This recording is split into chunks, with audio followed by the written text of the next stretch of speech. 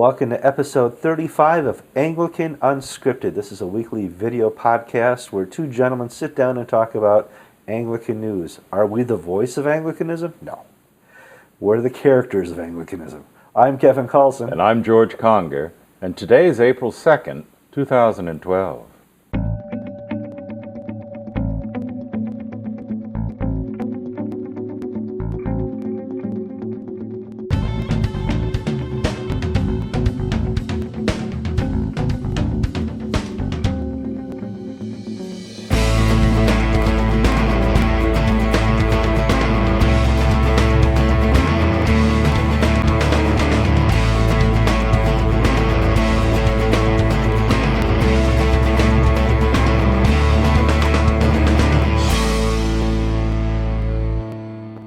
George, this segment of Today in History, we're going back to 1533 in the consecration of Archbishop of Canterbury. His name was Thomas Cranmer.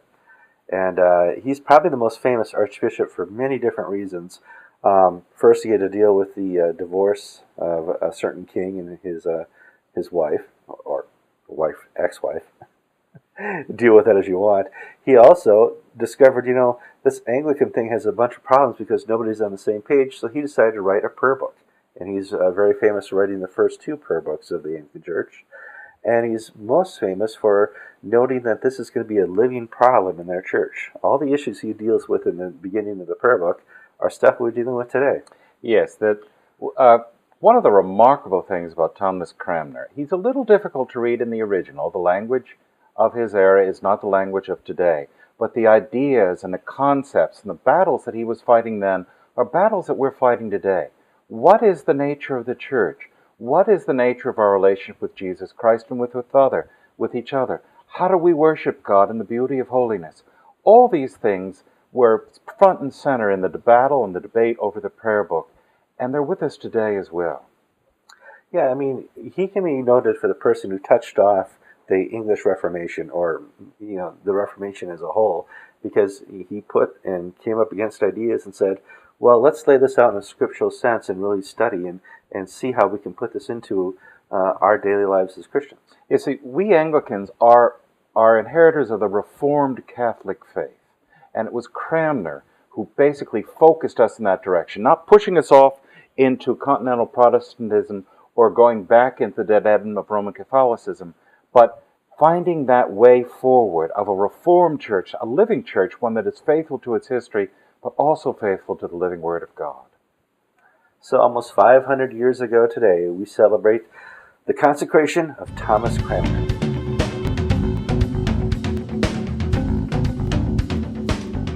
George, in Story 1, we're going to talk about the Johannesburg Communique. Give you a little background here. Back in June, there was some trouble with what's called the Anglican Mission in America and their host country, Rwanda. They broke up. They've had problems. They haven't got back together yet. And it's been the job of GAFCON to see their way through and to have a reconciliation so that Amia can work again with ACTA and other parties here in America and actually have a place to be called Anglican. That hasn't happened, according to this communique we got. It reads more like a divorce decree than it does a reconciliation statement. Sadly, Kevin, I have to agree with you. The Anglican Mission in America, the faction led by Bishop Chuck Murphy, and the Church of Rwanda have had their final divorce decree read out. This communique from Johannesburg is very sad reading. It includes a codicil that neither side will say anything bad about the other. And that tells you a great deal. If you're promised not to speak ill of the other party, that means you've got a pretty bad relationship. They're not going forward in friendship or in Christian brotherly love. They're each going to go their own way. Bye-bye, don't let the door hit you on the way out. Which, it's really sad because this could have been the greatest moment for the Anglican Mission in America and the Church of Rwanda to come together and say, let us be examples of how Christians act towards one another, and confess and repent of what we've done wrong for each other and take a step forward. If that happened, they didn't put it in the communique. Well, everything that we've heard has led us to believe that this was going to be the outcome. There was no real attempt in some parts to make amends for what had taken place. People's egos, people's empires, they couldn't be challenged. And so this is the outcome. Now, what's interesting now is how does this relate to the Anglican Church in North America? Archbishop Duncan, right after this upheaval happened in the fall, issued a statement, and he said, "We, as the Anglican Church in North America, have been deeply connected to all three, and we can only move forward when issues and relationships have been adequately addressed and necessary transitions are in progress." Now, I don't think the communique reaches Archbishop Duncan's desires of reconciliation. Oh, of course not. And frankly, I think and this is my opinion, mind you, I think that if the ACNA, the AMIA as it stands right now, come back together as the negotiations have hopefully pointed to, the ACNA will be insulting the Church of Rwanda. There's been no contrition for what has taken place. The repeated attacks on the integrity of the leadership. And all the characters I know in the Anglican Church of America are above this, and I don't see any working with Amia until there was a complete resolution with Rwanda, and obviously a divorce is not a resolution.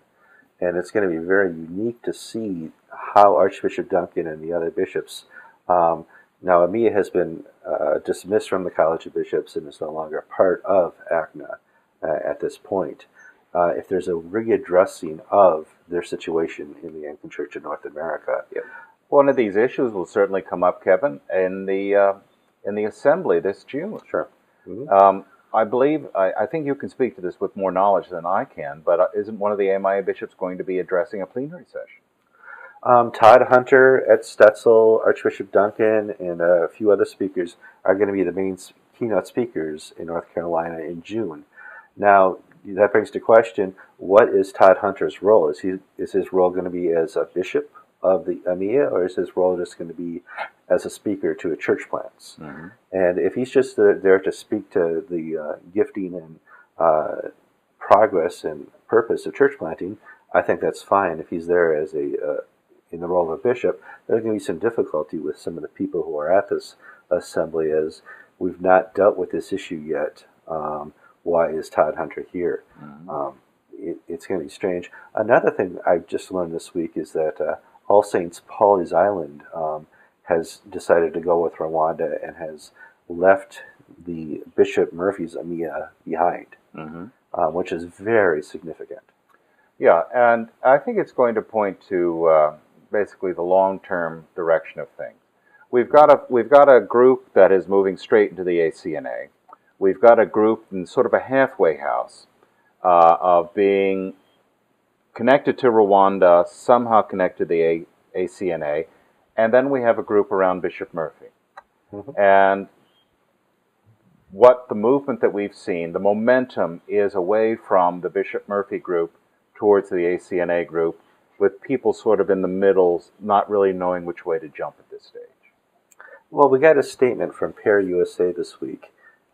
And it's a strange statement when you read all the 4 paragraphs, because I can't make heads or tails of what they want, and it may be because they don't know what they want. It reads like somebody who's been jilted by a lover and doesn't know what to do next. Yeah, it's someone saying, I'm not ready to commit yet to a new relationship. I've just been divorced. I'm not ready to date.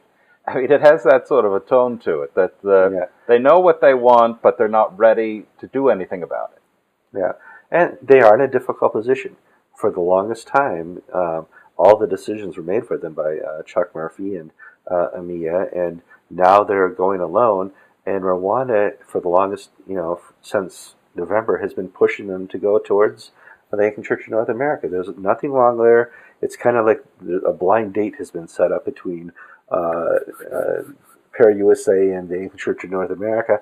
No, go on the date. You'll do fine. No big deal. It'll be fine. And there's that fear of a jilted lover, so to speak. Yeah, and we'll just see where things go. But Kevin, do you remember at one point the the Murphy Group said that we only expect to lose about 20 to 30 congregations out of the 150 odd. Mhm. I don't think that's going to hold true.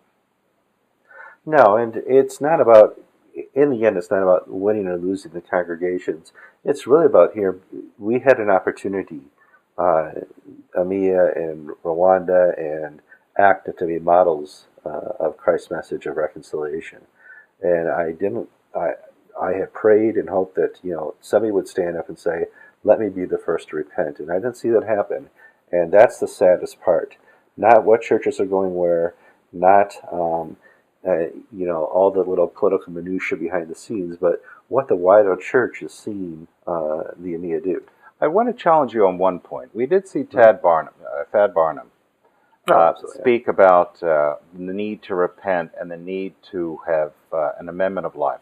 So I don't want to say that this is a hard and fast break. There are people who have sought to find Christ in the midst of this crisis and are doing a great job in trying to learn the lessons from this failure and see Christ in the midst of this crisis. It's going to be interesting to watch. This is one of those ever-evolving stories, and please send your comments to us at AnglicanUnscripted@gmail.com if you have information we don't.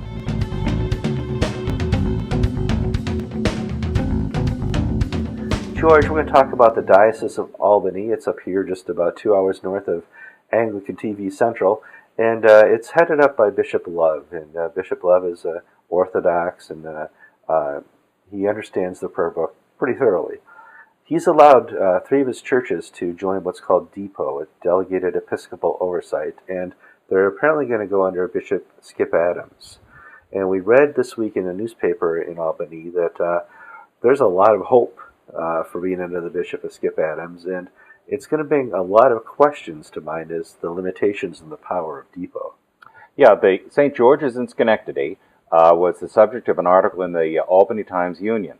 And they interviewed members of the congregation who were really excited that they were now going to be like the rest of the Episcopal Church as they envisioned it, like the Diocese of Central New York, which allows gay marriages.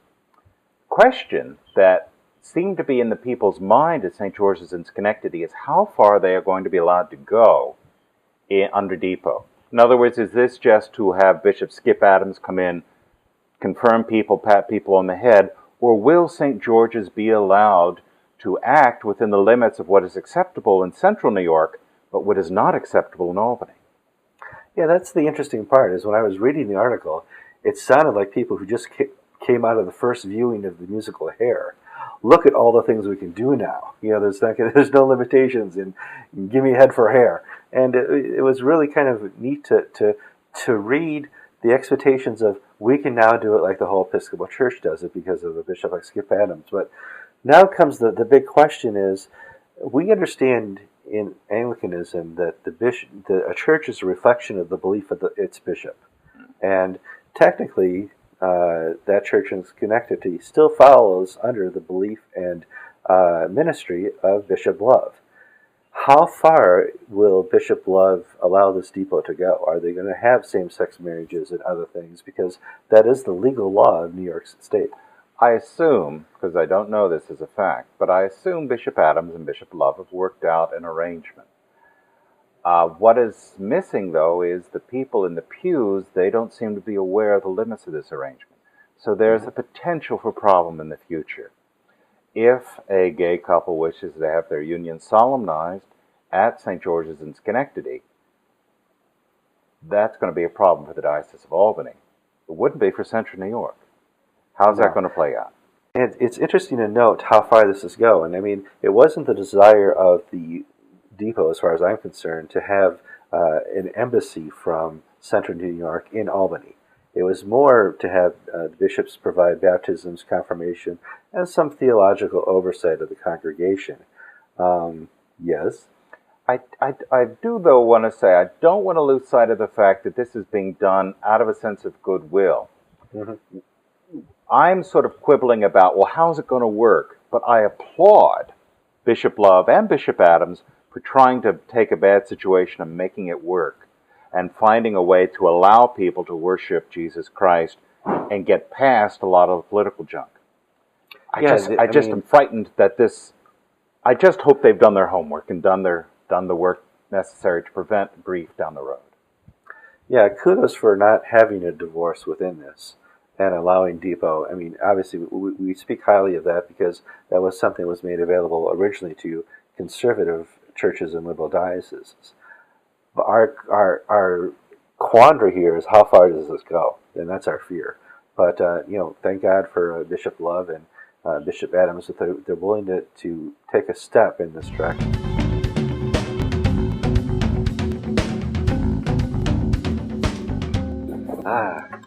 Well, another week doesn't go by that I don't get a chance to talk to our legal professional expert in all things that happen in a court, Alan Haley. And Alan, this week we're going to talk about Virginia again. I'm sure a lot of the audience thinks, hey, I thought this was settled. They lost in court. And Jeffrey Bellows put down his decision, and there's nothing you can do about it. Well, we kind of gave the impression last time we spoke that because Jeffrey Bellows based his decision on what the Virginia Supreme Court had put down on paper for him to decide, that there was not a lot of hope for the churches, Truro and Falls Church and Epiphany Herndon, to really go anywhere because the Virginia Supreme Court would say, hey, you followed our rules, there's not much we can do here. Why are they continuing to go back to court then? Well, you have to realize a couple of things have changed since Judge Bellows handed down his decision in January and then finalized it this last March 1st. Three churches now have filed petitions for review with the United States Supreme Court, as we discussed last week. The one from your own state of Connecticut, Bishop Seabury Church in Groton, and the Christ Church in Savannah, and Timberidge Presbytery in Atlanta. They all have petitions for cert now pending before the U.S. Supreme Court on this very issue of exactly what power does a national church have to assert property rights in the local parish properties. And it's true in Virginia, it's a slightly different angle because the Judge Bellows held, for example, that under Virginia law, the Dennis Canon had no force and effect because Virginia law does not recognize trusts for religious denominations. But at the same time, he reached the same result by the back door by finding under Virginia law that there was a proprietary and contractual interest in the parish properties on behalf of the diocese. And so essentially that was also a trust, just it's by a different name. Mm-hmm. And so the grounds are there if they want to do something to appeal, but they can't appeal to the U.S. Supreme Court if they have not kept their options open. And if they allow Judge Bellows' decision to become final, then they would be foreclosed if those other three cases were accepted for review by the U.S. Supreme Court. So basically what you're saying is the only way they can stay in the game is by continuing in the court thing, because if the Supreme Court decides in the future that there are trust issues involved and that the Dennis Canon has no effect, this allows them to still say, hey, we're still in the game and we can have our property back. Yes, and also the thing that you have to realize that for Falls Church, it's a very large church. It has limited options as to where it can go with all of its people on such short notice. Right. And, Truro is not quite to the same degree pressed like that, but they both have more flexibility as long as they appeal and they can get the judge to stay the enforcement of the judgment, which will require them to put up bonds according to how much money they have at stake here and what the value of the properties and so on. And that'll be up for Judge Bellows to decide, and I gather the hearing is set on that for April 20th. But meanwhile, it keeps their options open and lets them see what the Supreme Court is going to do with these other cases. And then, as you also need to know, in Virginia, there is no automatic right of appeal from a civil judgment in Virginia. The appellate courts in Virginia hear only appeals from criminal cases.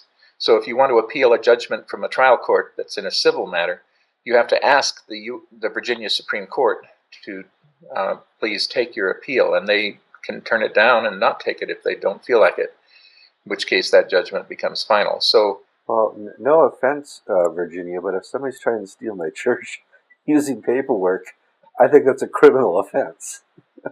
Yeah, and it's interesting because if this now goes up to the Virginia Supreme Court, I understand from talking to several people there that the justices on the Supreme Court have changed since the last ruling. and it won't be the same group that heard the last appeal.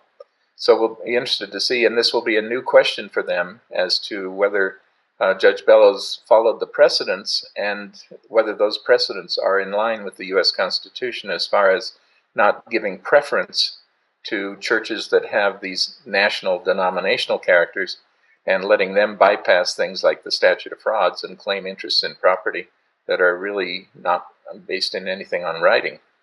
All right, we got a couple extra moments here, and I was watching with great interest what was happening in the U.S. Supreme Court this week with vis-a-vis the healthcare issue. Yes.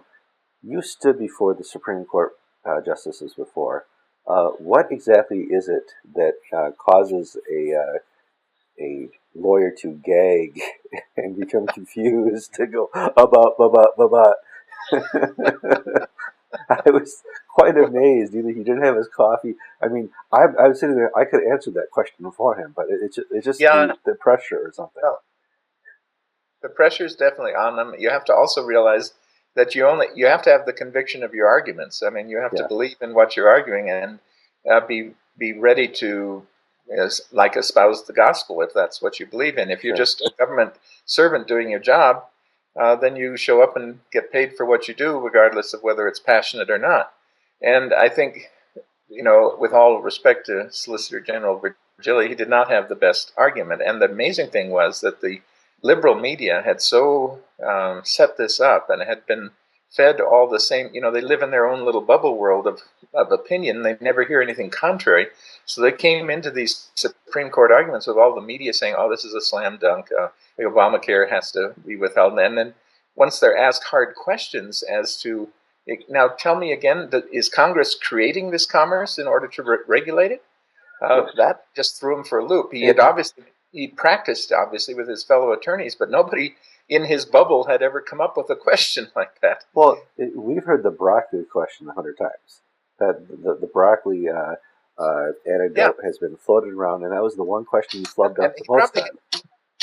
He probably had a ready answer to the broccoli one, but they didn't put it to him. That's what happens when you get to the Supreme Court. You get bright people who come at it from new directions. And they've probably all read the answer to the broccoli part and everything like that. But this was a new question, like, if Congress is given the power to regulate commerce. So first of all, what is it about health insurance and healthcare that makes it interstate commerce in the first place? I mean, healthcare is something that takes place in your own local state with your own hospital, and what is the impact? You have to really have a leftist frame of mind to go beyond that to something, nationwide and say, oh, well, this is a big nationwide market, and so therefore Congress has to be able to regulate it. No, it isn't that obvious, and it's not that plain, and we aren't there yet, thank God. No. So we'll see what the Supreme Court does about it, and it's still up in the air. It could be 5-4 either way.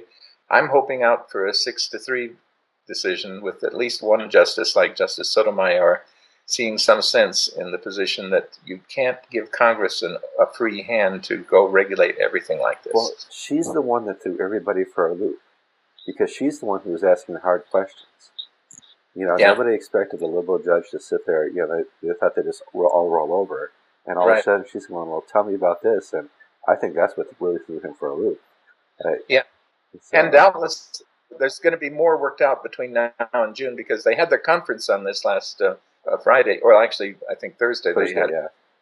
But so they've cast their preliminary votes and assigned the opinions, and now everybody will sit down to the hard work of writing an opinion justifying their position. And as that goes, there'll be horse trading probably before they decide the final lineup. I remember Marshall put out a paper on how it kind of works behind closed doors there.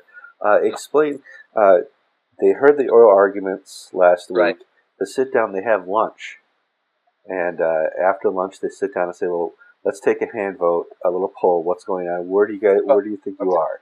Here's the way it actually works. First of all, they're just the 9 of them in the room by themselves. There's no secretaries, no law clerks, no nothing. No little small cameras. And so maybe the lunch has been finished and they've taken away. So on this case, when it's called, they have a whole bunch of cases to discuss, but when this one comes up, it will start out with the Chief Justice. He will make his little speech and say, now this is the way I'm going to vote on this. That's his prerogative as the Chief Justice. He starts out. And then they go downwards by order of seniority, the longest time you've been on the bench. And each of them gets to make a little talk about what they think and why, and then say, I'm going to cast my vote this way. So when it's gone all the way around to the 9th justice, who was Kagan, right? The most junior one would be Kagan, right? Yeah. And so when it's come around to her and she's made her talk, then they can tally it up, and there will be some sort of majority since there's 9 of them, mm-hmm.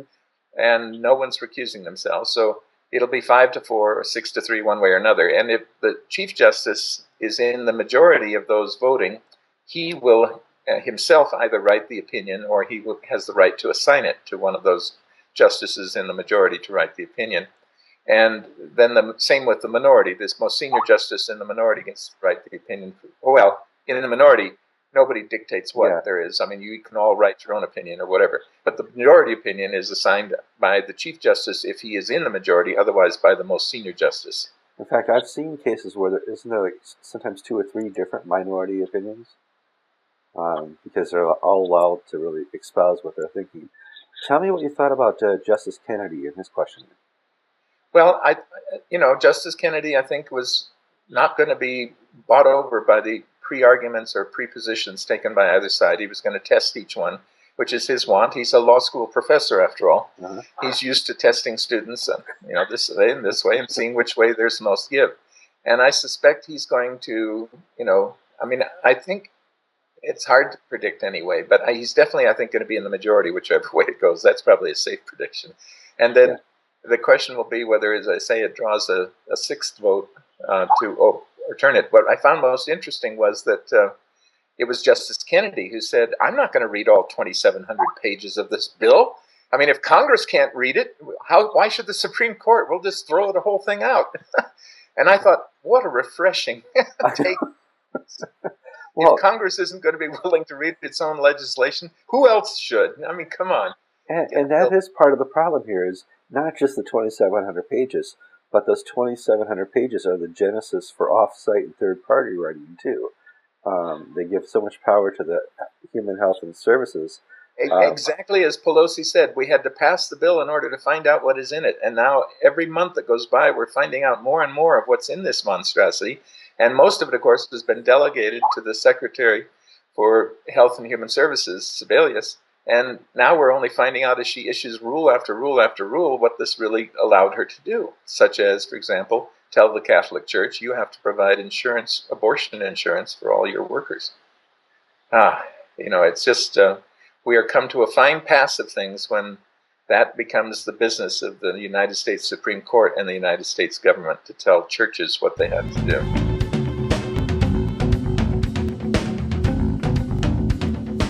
George, Story 3, the genesis of Story 3 is your new Bishop, Greg Brewer, but the topic of Story 3 is the role of the bishop. And we have the 39 articles, which talks about the role of the church. Article 19 is the one that really helps us identify who is the church and what is the church. And we need to really discuss what is the role of a bishop, because sometimes I see bishops in the Episcopal Church and around the world, and even sometimes in the Anglican Church in North America, as activists. Sometimes I see the same bishops working as princes of the church, and sometimes I see bishops who are great models of Christian faith, and something I would say, that's a good bishop. But they all understand the episcopacy differently. And why is that? Because we as Anglicans do not have a solid theology of the episcopacy. Nor does the Catholic Church also have a good theology. It's one of the issues they raised at Vatican II but never got around to fixing. Sure. We don't know what bishops are for. And so bishops are allowed to create their own vision of who and what they are. And that is why you get such widely differing ways of working out of the episcopate. Mm-hmm. Now, I watch presiding Bishop Catherine Jefferts Shorey. She's been so active and proactive in social issues and stuff like that she's completely lost her understanding of her collar, lost the understanding of the Christendom. I've seen a Lenten message on pursuing Millennium Development Goals. I've seen an Easter message that says find your own resurrection, as has no mention of Jesus Christ.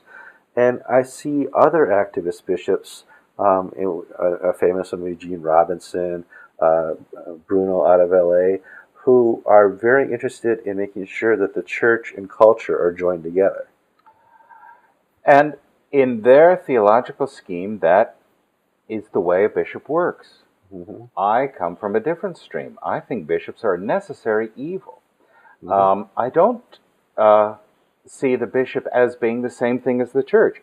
You cited the Articles of Religion, which call the church the true church is that visible congregation of believers. The church is not identified with the bishop, it's identified with the congregation of believers. And a bishop is there to hand down the faith as received by the apostles.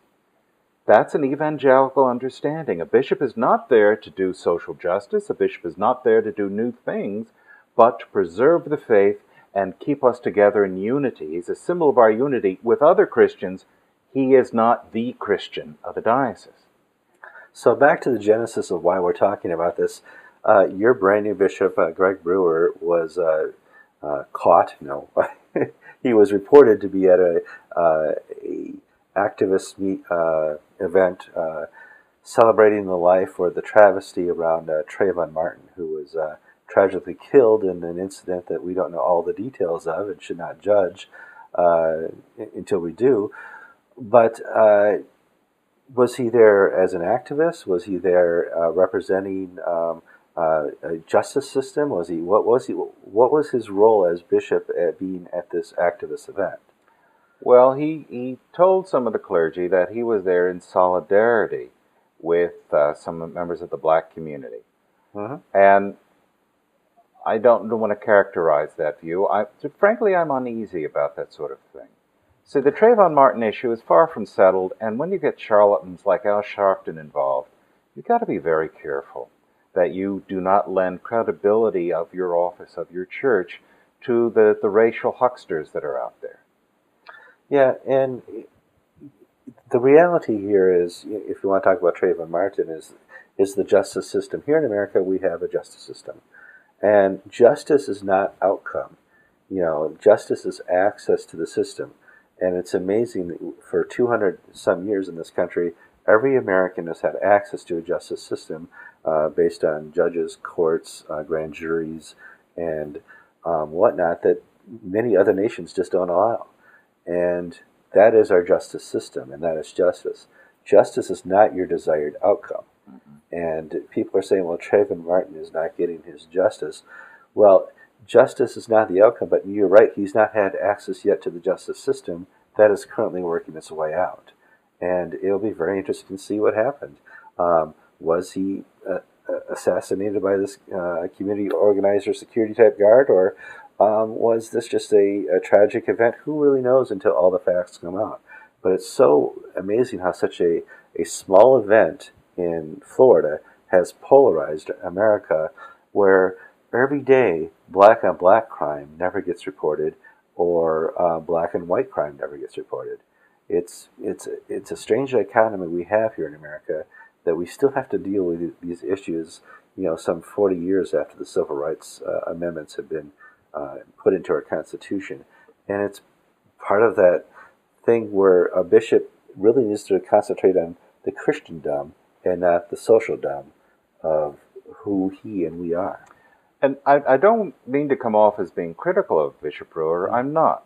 It's just that I do not have an understanding of why something was done that was part of his charism of episcopacy. In other words, I can understand why an individual would wish to do that, but why would a bishop need to do that? Yeah. And, the most famous line I can think of is from Charles Bennison. We wrote the Bible, we can change it. And that's the pure understanding of an activist bishop. And my pure understanding of a non-activist bishop would be somebody like John Guernsey, who, every time I interview him, and as a press person, I want just something controversial, say something that would really, make the other side feel uncomfortable, because, they aren't marching to the right step, and you can't get it out of him. He has a genuine love for his side and the other side.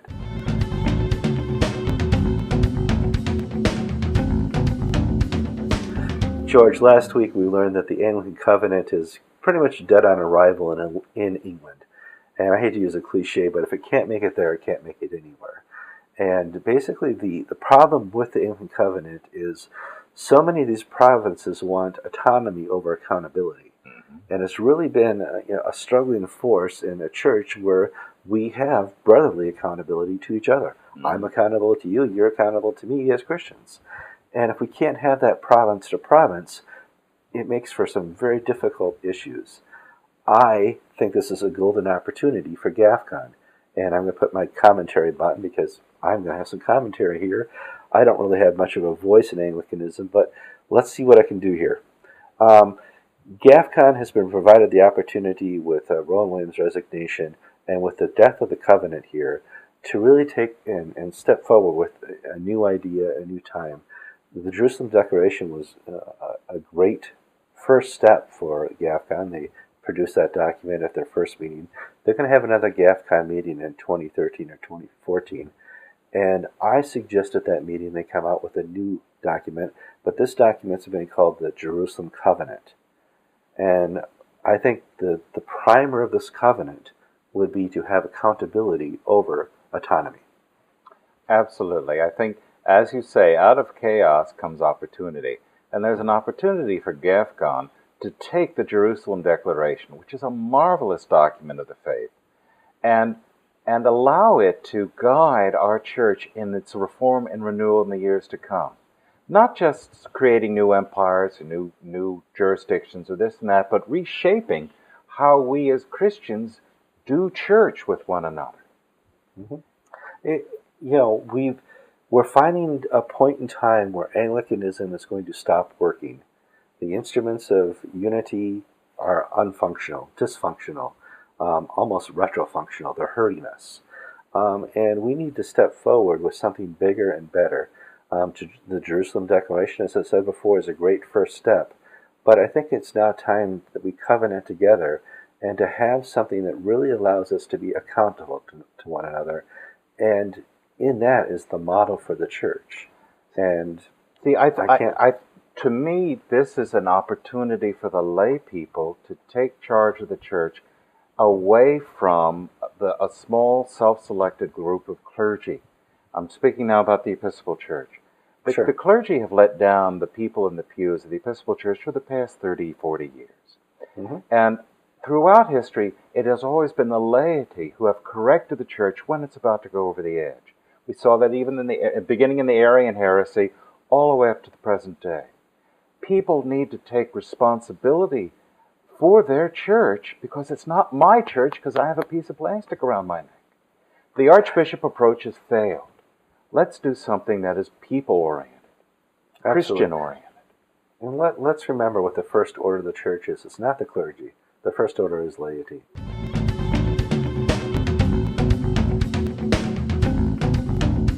All right, you've reached the end of episode 35 of Anglican Unscripted. Obviously, we missed the mailbag. We had too much news this week to discuss the mailbag. We promised to do mailbag next week as long as there's not too much news then. You send us great comments, great feedback, some show notes that are really interesting, and it's really helping us, but we just don't have time this week to discuss it. How to contact us. I'm putting up here the Facebook and Twitter links for George and I. We want you to Facebook friend us. I need more friends, and I know George is always looking for some friends. We need to tweet with us, and we're Twitter people like all the rest of the world. George, what do you want to see in this week's comments? Well, I thank the gentleman from Nigeria who offered me an opportunity to help transfer $50 million out of that country. But I don't really think that's another email that I need. But basically an idea of what you find interesting. In other words, we've put a lot of time and effort into the AMIA and the ACNA this week's show because people want to hear about that. Why do we know that? Because that's what you tell us. That's right. If you want to hear what's happening in the Diocese of Spokane, or whatever, because something really great is happening, tell us. And that's right. Something that we can look into and try to develop as a story that might work for us. I have to say, 3 of the 4 stories we got this week were genesis from an email or a comment or a Facebook posting from somebody who said, "Hey, did you see this?" And that really helps us to say, well, this is what the audience is looking for. Nobody from Spokane said, "Did you see this?" And so if you really want to help us out, please show us the articles you want to talk about. And we're limited to an hour. I can't imagine anybody sitting down for more than an hour and watching Anglican Unscripted. I wouldn't. My spouse wouldn't. I know, George, I'm not sure about... My mother would. Your mother would. Yeah, my mom would too. Oh, thank you, Mom. But that's the limitation. An hour is where we got to cut it off. So there's only so much we can handle. George and I actually record a lot more than an hour, and I have to really edit it down because we have to add Alan Haley, we have to add Peter Ode, any other interviews that are interesting that week. There's a lot going on. I'm Kevin Carlson. And I'm George Conger. And you've been watching episode 35 of Anglican Unscripted.